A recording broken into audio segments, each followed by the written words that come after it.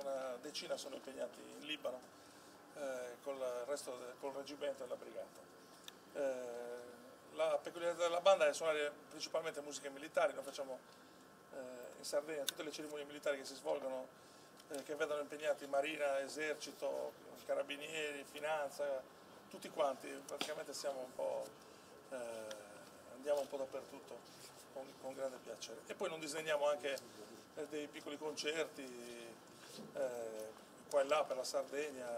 Per la prima volta suoniamo in questo posto meraviglioso, con molta umiltà, un luogo di grande cultura, però ci fa molto piacere anche questo.